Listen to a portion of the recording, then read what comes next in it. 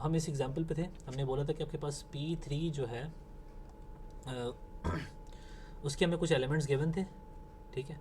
हमने जो है वो उसकी P3 की जो है वो बेसिस जो होती हैं स्टैंडर्ड बेसिस, उसके अकॉर्डिंग हमने कोऑर्डिनेट वेक्टर्स फाइंड आउट कर लिए, ठीक है।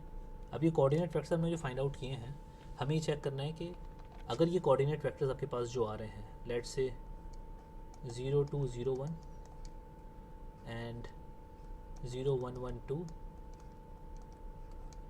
The third one is 3 -2 1 and 0, ये लीनियरली इंडिपेंडेंट है या नहीं। इफ़ ये कोऑर्डिनेट वेक्टर्स अगर आपके पास लीनियरली इंडिपेंडेंट हुए, these vectors are linearly independent, तो फिर हम बोल सकते हैं कि आपके पास जो ये वाले वेक्टर्स होंगे, ये जो वेक्टर्स आपके पास ये हैं, this one and this one are linearly independent, okay. और यहाँ पे अगर आप देखें तो आपके पास ये हम ऑलरेडी शो कर चुके हैं कि ये वाली चीज़ जो है वो लीनियरली इंडिपेंडेंट है, ये वेक्टर और ये वेक्टर। बाय द वे इसकी जो कोऑर्डिनेट रिप्रेजेंटेशन है इन वेक्टर्स की वो सेम है इन वेक्टर्स से, इसकी कोऑर्डिनेट रिप्रेजेंटेशन आपके पास ये मिल रही है, इसकी ये मिल रही है और इसकी ये मिल रही है। क्योंकि ये लीनियरली इंडिपेंडेंट है तो इसका मतलब है कि ये भी लीनियरली इंडिपेंडेंट है। जी, किसी का कोई क्वेश्चन है इससे रिलेटेड, अगर किसी को समझ में नहीं आई ये बात जो मैंने अभी की? अगर कोऑर्डिनेट्स लीनियरली इंडिपेंडेंट है तो जो हमारे पास वेक्टर्स हैं ओरिजिनल वो भी लीनियरली इंडिपेंडेंट होंगे। जी, तो ये ये क्या इफ़ एंड बता ओनली रहा इफ के है? साथ, ये इफ़ एंड ओनली इफ के साथ रिजल्ट है ये कि आपने, मैं एडवांटेज बता रहा हूँ कि basically coordinate vector find out करने का आपके पास एडवांटेज क्या आ रहा है कि आपने यहाँ पे सबसे पहले क्या किया कि आपके पास जो वेक्टर्स थे उनके कोऑर्डिनेट रिप्रेजेंटेशन बना ली, राइट, उनकी स्टैंडर्ड बेसिस के हिसाब से। ज़रूरी नहीं कि स्टैंडर्ड बेसिस के हिसाब से हो, आप जो है वो किसी भी बेसिस के हिसाब से बना सकते हैं उस वेक्टर स्पेस की। स्टैंडर्ड बेसिस में आपके पास रिप्रेजेंटेशन बनाना एज कंपेरेटिवली ईजी हो जाता है, ठीक है। तो आपने जो रिप्रेजेंटेशन बनाई थी, आपने उन वेक्टर्स को चेक किया कि वो लीनियरली इंडिपेंडेंट हैं। अगर वो लीनियरली इंडिपेंडेंट हैं दैट मीन्स कि जो ओरिजिनल वेक्टर्स थे जिनकी वो कोऑर्डिनेट रिप्रेजेंटेशन थी वो भी लीनियरली इंडिपेंडेंट होंगे, राइट। ओके। जी, इसी तरह से अगर आप देखें इस क्वेश्चन को, पार्ट सी को, तो पार्ट सी की बात अगर हम करें तो इसमें आपके पास जो वेक्टर्स हैं, just give me a minute, मैं इसको क्रॉप कर लेता हूँ यहाँ से। ओ, मेरा सिस्टम ही हैंग हो गया, नहीं चल रहा है। सो दिस इज 0 2 0 1, या सो जो सी पार्ट है, सी पार्ट में आपके पास क्या है कि वेक्टर स्पेस M2R है आपके पास, और जो इसके वेक्टर्स दिए हुए हैं वो दिए हुए हैं 0 2 0 1 0 1 1 2 एंड 3 -2 1 एंड 0, ये वेक्टर्स हैं आपके पास, ठीक है। हमें इन वेक्टर्स को चेक करना है कि whether these vectors are linearly independent और नॉट। तो हमने क्या किया, एक वे आपके पास ये भी है कि आपने इसका कोऑर्डिनेट वेक्टर निकाल लिया। अब इसकी बेसिस क्या है M2R की, M2R की बेसिस आपके पास जो होती हैं वो ये होती हैं स्टैंडर्ड बेसिस, जो कि मैंने अभी इससे प्रीवियसली बताई थी कि 1 0 0 0 0 1 0 0, okay, 0 0 1 0 and 0 0 0 1, these are the standard basis. तो अब इस वेक्टर को let's say this is set beta, मुझे करना क्या है, मुझे इस 0 2 0 1 को इस बीटा के हिसाब से ट्रांसफॉर्म करना है, तो कोऑर्डिनेट वेक्टर मेरे पास आ जाएगा। अब ज़रा देखिए, इसका मतलब है कि इनका लीनियर कॉम्बिनेशन के लिए जो स्केलर्स बनेंगे वो मुझे यहाँ लिखने हैं। तो फर्स्ट वाले एलिमेंट का 0 टाइम्स होगा, दैट इज़ 0। सेकेंड वाले एलिमेंट का 2 टाइम्स होगा, जब यहाँ पे आपके पास 2 बनेगा, दैट इज़ 2। थर्ड वाले एलिमेंट का 0 टाइम्स होगा, दैट इज़ 0। और ये वाले एलिमेंट का आपके पास क्या हो जाएगा, 1 times. So this is a coordinate vector for this one.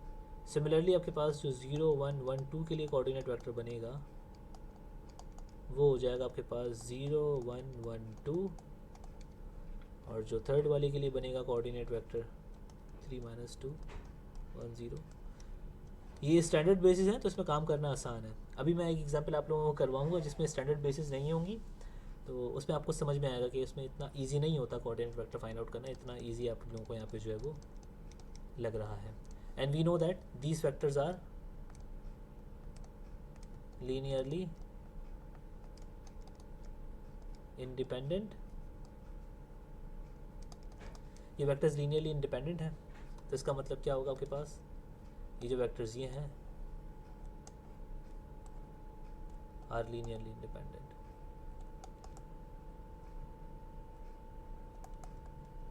Okay तो ये कोऑर्डिनेट वेक्टर्स की रिप्रेजेंटेशन बनाने से आपके पास ये एक आपके पास एडवांटेज है. ठीक है. अच्छा मैं यहाँ पे एक एग्जांपल जो है वो चेंज करता हूँ, कुछ डिफरेंट एग्जांपल हम देखते हैं.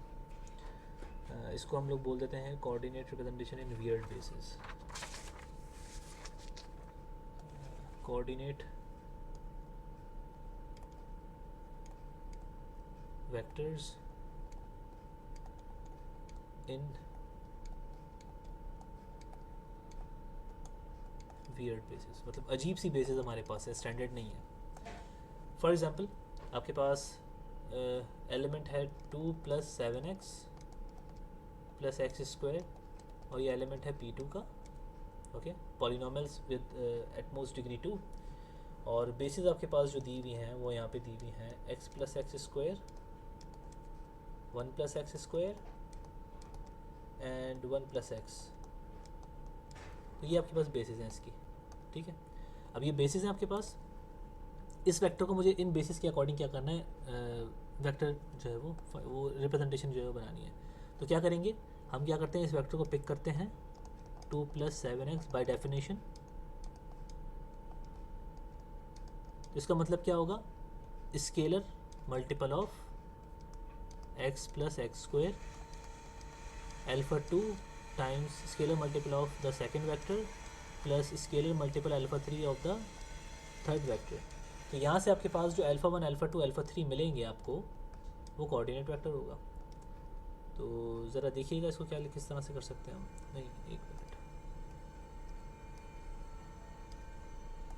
That is 2 + 7x + x². हम कर क्या रहे हैं, हम इसका कोऑर्डिनेट वेक्टर फाइंड आउट कर रहे हैं with respect to this basis, this weird basis. इसको मैंने नाम दिया क्योंकि ये स्टैंडर्ड बेसिस से डिफरेंट है, तो मैंने इसका नाम यहाँ पे चेंज कर दिया ताकि ये ना हो कि सिर्फ स्टैंडर्ड बेसिस के थ्रू ही निकाल सकते हैं, हम किसी भी बेसिस के थ्रू जो है वो कोऑर्डिनेट वेक्टर निकाल सकते हैं. अच्छा सो करना क्या है आपको, इसको आप सिंप्लीफाई कर लें, ज़रा रीअरेंज कर लें इसको थोड़ा सा. रीअरेंज किस तरह से कि आपके पास हो जाएगा, आप देखें तो कोएफिशिएंट ऑफ x² क्या क्या बनेंगे आपके पास, α1 + α2. तो x² का कोएफिशिएंट आपके पास यहाँ पे क्या बन जाएगा, α1 + α2. कोएफिशिएंट ऑफ x आपके पास क्या बन जाएगा यहाँ पे, α1 + α3. Coefficient of x will be α1 + α3. जब आप इनको सिंप्लीफाई करेंगे उसके बाद की आपके पास ये चीज़ है. आपके पास कांस्टेंट जो टर्म है वो आपके पास क्या बनेगी, 1 α2 + α3. ओके यहाँ तक किसी को मसला कोई, हमने जस्ट इस साइड को क्या किया, सिंप्लीफाई किया. सिंप्लीफाई करने के बाद आपको ये चीज़ मिल गई. अब इससे आपके पास एक यहाँ पे लीनियर सिस्टम कंस्ट्रक्ट होगा. कैसे होगा कि आप देखें, अगर कंपेयर जब करेंगे कांस्टेंट, तो कांस्टेंट आपके पास जो है वो ये बन जाएगी आपके पास एक इक्वेशन इक्वल्स टू 2. आप जब कोएफिशिएंट ऑफ x कंपेयर करेंगे तो आपके पास एक इक्वेशन बन जाएगी α1 + α3 इक्वल्स टू 7. आप x² के कोएफिशिएंट्स कंपेयर करेंगे, this will be α1 + α2 equals to 1. तो यहाँ से आपके पास एक लीनियर सिस्टम मिल रहा है विच इज़ 0 1 1 2 1 0 1 7 एंड 1 1 0 एंड 1. अब मुझे यहाँ से जो α1 α2 α3 की वैल्यूज़ मुझे मिलेंगी, ठीक है, this is the column for α1, this is column for α2, this is column for α3. तो यहाँ से मुझे फाइंड करना है what is the value of α1 α2 and α3. तो वो आपके पास क्या होगा, कोऑर्डिनेट वेक्टर होगा इनका. यहाँ से सिस्टम सॉल्व करने के बाद मैं आगे की कहानी बता रहा हूँ डायरेक्ट. α1 आपके पास आ जाएगा 3, α2 आपके पास आ जाएगा -2 और α3 आपके पास आ जाएगा 4. तो जो इसका कोऑर्डिनेट वेक्टर होगा 2 + 7x + x² with these bases this is nothing but α1 with this is 3 -2 and 4. Okay, ये बात समझ में आई आप लोगों की?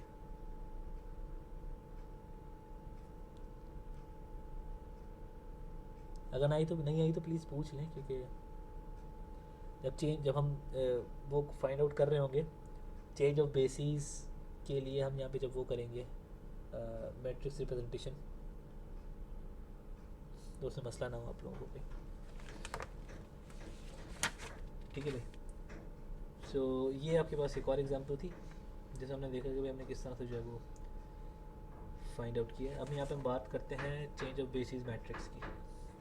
ठीक है, चेंज ऑफ बेसिस मैट्रिक्स का मतलब क्या होता है? चेंज ऑफ बेसिस का मतलब क्या होता है सलमान, जी? अगर हमें आज से ये फाइंड आउट करना हो कि ये वेक्टर लीनियरली इंडिपेंडेंट है या नहीं, जी, तो वो कैसे होगा? किस में से फाइंड आउट करना हो? ये जो यहाँ पे वेक्टर लिखा है, फिर उसका आपने कोऑर्डिनेट वेक्टर फाइंड आउट बस ये किया, तो एक सिंगल राइट? वेक्टर है, राइट? ये तो एक सिंगल वेक्टर है, इसको तो मैंने कोऑर्डिनेट वेक्टर फाइंड आउट किया है इन दीज बेसिस। हाँ ओके, जी, हाँ, बस ये एक सिंगल वेक्टर है। इसमें इसके साथ अगर लेट्स सपोज कि कोई और वेक्टर्स भी होते, let's say this is vector v1, vector v2 भी कोई होता, वेक्टर v3 भी कोई होता, राइट? तो अब जी, v2 की भी रिप्रेजेंटेशन फाइंड आउट करते इन इस बेसिस के अंदर, v3 की भी फाइंड आउट करते हैं इस बेसिस के अंदर, और फिर जो इनकी जो रिप्रेजेंटेशन आपके पास बनती, कोऑर्डिनेट वेक्टर्स जो इनके बनते, आप उनको चेक करते कि वो लीनियरली इंडिपेंडेंट है या नहीं। ओके, अगर वो ओके होते तो फिर ये v1 v2 v3 आपस में लीनियरली इंडिपेंडेंट होते। ओके, ओके ओके, इस तरह से। ये तो जस्ट मैंने बताया कि आपके पास स्टैंडर्ड बेसिस के अलावा भी आपके पास और बेसिस जो होती है उनकी जो है वो उनसे भी कोऑर्डिनेट जो है रिप्रेजेंटेशन की जा सकती है। ठीक है भाई। अच्छा, अब हमारे पास जो है वो लेट से अब एक वेक्टर स्पेस है, उसकी कोई एक बेसिस नहीं है, एक से ज़्यादा बेसिस हो सकती हैं। ठीक है, एक से ज़्यादा बेसिस हो सकती हैं। तो हमें क्या करना है, हमें जो है वो बेसिस चेंज करनी है। मीन्स कि एक कोऑर्डिनेट वेक्टर है, वो आपके पास एक बेसिस की फॉर्म में जो है वो रिप्रेजेंट किया जा सकता है कोऑर्डिनेट वेक्टर, तो वो दूसरी की जब उसमें किया जाएगा तो वो भी आपके पास डिफरेंट वेक्टर बनेगा, सेम तो नहीं बनेगा। इसी तरह से अगर आप इस वाले वेक्टर को देखें, आपने इसको इस बेसिस के अकॉर्डिंग जो है वो जब कोऑर्डिनेट वेक्टर फाइंड आउट किया तो आपके पास ये मिला, जबकि बेसिस आपके पास यहाँ पे क्या थी, नॉन स्टैंडर्ड बेसिस थी, दिस एंड दिस। लेकिन इसी को अगर आप 2 + 7x + x² इसको इसके स्टैंडर्ड जो है वो बेसिस के हिसाब से करते, तो स्टैंडर्ड बेसिस आपके पास ये थी 1x and x², let's say this is beta not. इसके लिए आपके पास कोऑर्डिनेट वेक्टर पोज क्या आपको क्या मिल जाता, आपको मिल जाता 2 7 and 1। लेकिन ये दोनों कोऑर्डिनेट वेक्टर आपके पास डिफरेंट है, ये भी और ये भी। तो मीन्स के एक वेक्टर की कोऑर्डिनेट रिप्रेजेंटेशन आपके पास मल्टीपल हो सकती हैं, लेकिन वो ओरिजिनल वेक्टर क्या होगा, सेम रहेगा। ठीक है, वेक्टर आपके पास यहाँ पे फिक्स है। अच्छा, ज़रा मुझे 2 मिनट दीजिएगा, मैं वापस आ रहा हूँ, 2 मिनट दीजिएगा, मैं मीटिंग एंड नहीं कर रहा, बस मैं 2 मिनट में वापस आ। B and C are two different basis of V. Okay, ये दो आपके पास डिफरेंट बेसिस हैं। तो हम यहाँ पे चेंज ऑफ बेसिस मैट्रिक्स किस तरह से बनाएंगे, एक तो हमें ये चीज़ देखनी है।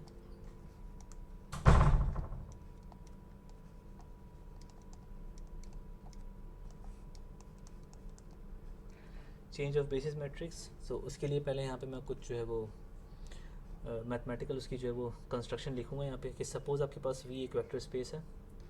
मैं यहाँ पे ऑलरेडी बता चुका हूँ, वी आपके पास एक वेक्टर स्पेस है, उसकी बीटा और आपके पास सी जो है वो दो बेसिस हैं। किसी ने कुछ पूछना है? क्विज़ में स्टैंडर्ड बेसिस है या वियर्ड बेसिस भी नहीं, क्विज़ में आपके पास जस्ट आपको जो शो करना होगा वो वहीं तक होगा, आपके पास basis of a vector space तक। चेंज ऑफ बेसिस का उसमें नहीं इंक्लूडेड है अभी। ये सलमान भाई, ये कोऑर्डिनेट्स वाली चीज भी नहीं आ रही ना क्विज में? नहीं, तो ये कोऑर्डिनेट भी तो आपके पास चेंज ऑफ बेसिस का पार्ट है ना।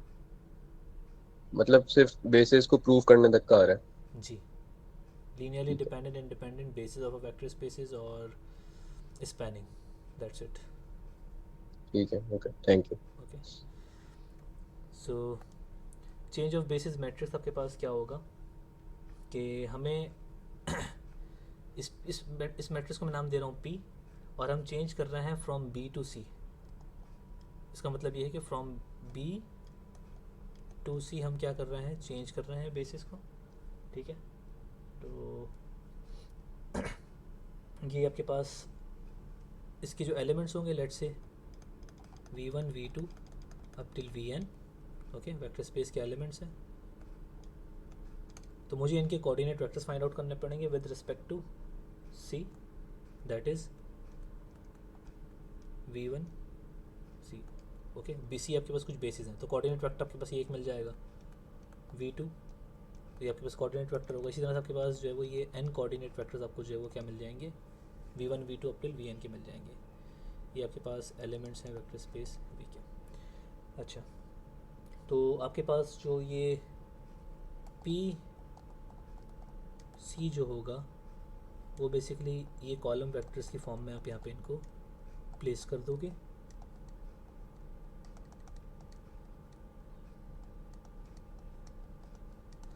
तो इसको आप बोलते हैं चेंज ऑफ बेसिस मैट्रिक्स है, ठीक है।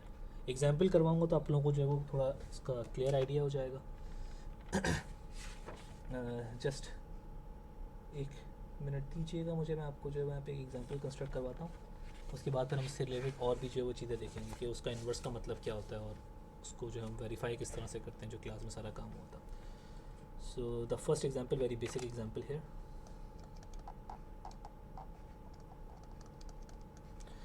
एग्जाम्पल आपके पास क्या है, find the change of basis matrix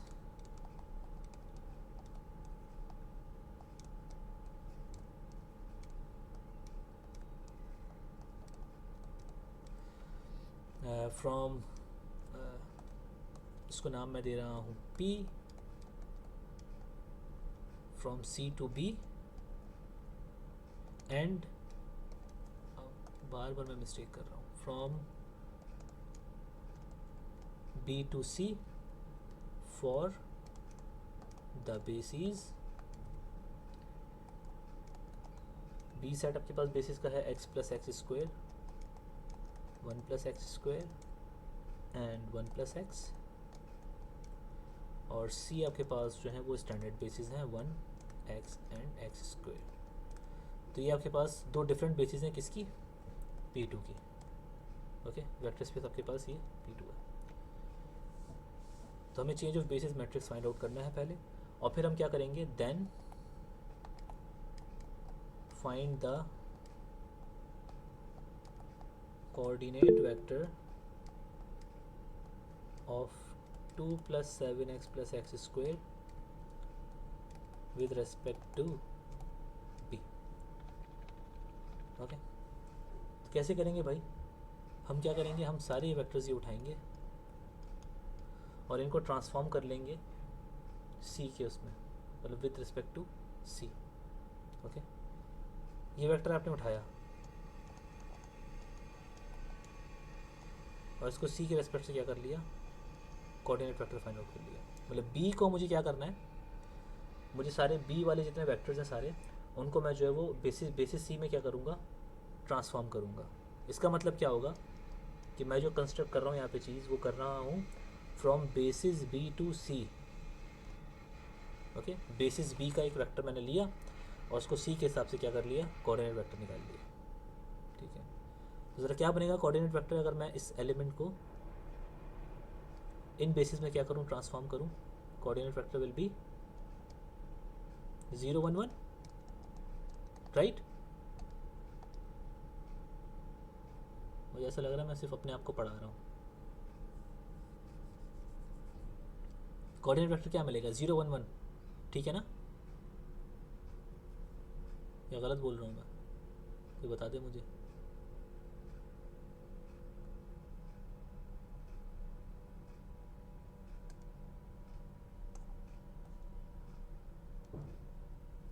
ठीक है, मैं खुद कंसिडर कर लेता हूँ कि मैंने ठीक बताया है। ये दूसरा वेक्टर मेरे पास है 1 प्लस एक्स स्क्वेयर, इसका कोऑर्डिनेट वेक्टर मेरे पास क्या बन जाएगा, 1 0 1, एंड जो तीसरा वेक्टर मेरे पास है 1 प्लस एक्स, इसका कोऑर्डिनेट वेक्टर मेरे पास क्या बन जाएगा, 1 1 एंड 0। तो जो मेरे पास चेंज ऑफ बेसिस मैट्रिक्स होगा P from B to C, that is nothing but the first vector 0 1 1, the second vector 1 0 1, and the third vector 1 1 0. Okay, this is your change of basis matrix. अब हमें अगर दूसरा वाला matrix find out करना है, ये वाला फ्रॉम दिस वन, कि हमें फाइंड करना है फ्रॉम C to B, तो ये बेसिकली आपके पास बराबर होगा इसके इन्वर्स के। इसका जब आप इन्वर्स कंप्यूट करेंगे, फाइंड द इन्वर्स, इसका इन्वर्स फाइंड आउट करेंगे तो आपके पास जो चीज़ बनेगी वो बन जाएगी from B to C। Similarly इसका इन्वर्स ये बन जाएगा, इसका इन्वर्स ये बन जाएगा, एक दूसरे के इन्वर्स होते हैं। ठीक है भाई, एक थ्योरम भी हमारे पास है जो कि हम देखेंगे कि इसका इन्वर्स। अब मैं यहाँ पे डायरेक्टली इन्वर्स लिख रहा हूँ, इन्वर्स क्योंकि हमें फाइंड आउट करना आता है। इन्वर्स कंप्यूट करना आप लोगों को जो सिखाया जा चुका है। तो फ्रॉम C to B आपके पास जो मैट्रिक्स होगा वो बेसिकली आपके पास, हमने यहाँ पे बोला, वो इन्वर्स होगा इसका, और इसका इन्वर्स आपके पास है 1/2 टाइम्स -1 1 1 1 -1 1 1 1 -1, ये इसका इन्वर्स है। तो this matrix is nothing but this. और हमें फिर क्या बोला था आगे, आप ये फाइंड आउट करते हैं coordinate vector with respect to beta, with respect to basis B। So हम जब इसको लिखेंगे 2 + 7x + x² with respect to B, तो हमें क्या करना पड़ेगा, हमें जस्ट इससे क्या करना पड़ेगा, मल्टीप्लाई करना पड़ेगा इसके कोऑर्डिनेट वेक्टर को। ठीक है, तो ये बेसिकली आपके पास क्या हो जाएगा, क्योंकि हम चेंज कर रहे हैं from C to B, multiplied by 2 + 7x + x²। और इसका कोऑर्डिनेट वेक्टर बनाना बहुत सिंपल है क्योंकि इसी आपके पास स्टैंडर्ड बेसिस है। तो ये मैट्रिक्स आपके पास है 1/2 into 1 1 1 1 -1 1 1 1 and -1. So this coordinate vector is basically 2 7 and 1. जब इसको आप सिंप्लीफाई करके मल्टीप्लाई करेंगे तो आपके पास जो आउटपुट आएगा वो आएगा 3 - 2 and 4. So this is 2 + 7x + x², इसकी फॉर्म में आपने यहाँ पे कंप्यूट कर लिया। So that's how this thing works here. Change of basis matrix का मतलब सिंपल ये होता है कि आपने ये एक से दूसरी बेसिस में ट्रांसफॉर्म करना है, क्योंकि जब आप किसी वेक्टर पे अप्लाई करें तो आपको उस बेसिस के अकॉर्डिंग जो है वो क्या मिल जाए, कोऑर्डिनेट मिल जाए। Simple is that. ये हो गया। सो फिलहाल के लिए हम यहीं तक रखेंगे। हम जो है वो नेक्स्ट मीटिंग में या नेक्स्ट ट्यूटोरियल में जो है इससे फर्दर आगे देखें, क्योंकि इसमें बहुत सारी चीज़ें भी और बतानी है जो कि आज बताना पॉसिबल नहीं है। तो हम जो है वो इसको बाद में जो है वो कंटिन्यू करते हैं। सो किसी का कोई क्वेश्चन हो तो प्लीज़ पूछ लें, ताकि हम जो है वो इसको कंप्लीट फिर बंद करें। जी, any question from your side? कुछ नहीं पूछना, सब आता है। I think Muttaqi hand raise कर रहे थे पिछले सेशन में। मुत्तकी को खुद बोलने दो ना तुम। नहीं, इसमें ऐसा नहीं होगा, इसमें इन्वर्स हमेशा एग्जिस्ट करेगा, ये हमेशा इन्वर्टेबल बनेगा, मैट्रिक्स बनेगा। तो एक इम्पॉर्टेंट थ्योरम है, एक इम्पॉर्टेंट रिजल्ट है, वो मैं बताना नहीं चाह रहा था अभी, लेकिन मैं बता देता हूँ कि वो आपके पास रिजल्ट ये बोलता है कि लेट से आपके पास दो फाइनाइट डायमेंशनल वेक्टर स्पेस है, उसकी दो डिफरेंट बेसिस हैं, तो आपके पास जो चेंज ऑफ बेसिस मैट्रिक्स बनता है वो हमेशा इन्वर्टेबल होता है। एक ये है, बाकी उसके अलावा और भी 2-3 उसके वो हैं इम्प्लीकेशंस हैं, लेकिन एक ये चीज़ है उसमें कि जो चेंज ऑफ बेसिस मैट्रिक्स बनेगा ये हमेशा इन्वर्टेबल होगा। तो आंखें बंद करके उसका इन्वर्स फाइंड आउट करें, विदाउट ये कि डिटर्मिनेंट कंप्यूट करना है नहीं करना, आप डायरेक्टली उसका इन्वर्स फाइंड आउट कर लें जल्दी से। Okay, anything else? सलमान में मैंने आपको यार 2-3 प्रूफ भेजे थे, वो उसकी आप वीडियो वगैरह अपलोड कर दो। 2-3 प्रूफ यार मैंने करवाया तो है, इसमें से एक करवाया है शायद मैंने। वो तो आसान वाला था ना। अच्छा, तो तू भेजा क्यों था आसान था तो? नहीं नहीं, वो दो और थे यार, वो देखने में बहुत मुश्किल लग रहे थे। कौन से थे? देखिए मैंने आपको पिक्चर भेजी है। अच्छा, मैं देख के बताता हूँ, 1 मिनट रुको ज़रा। आपने मुझे पिक्चर भेजी है।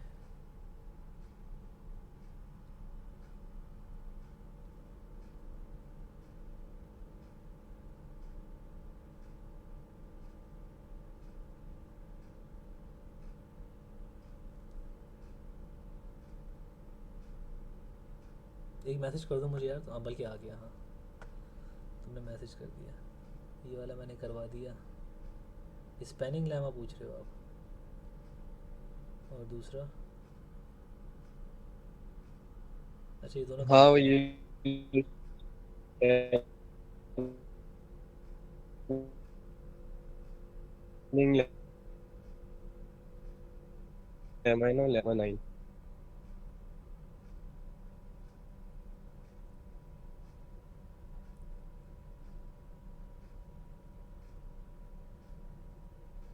ये नहीं आ रहा क्विज में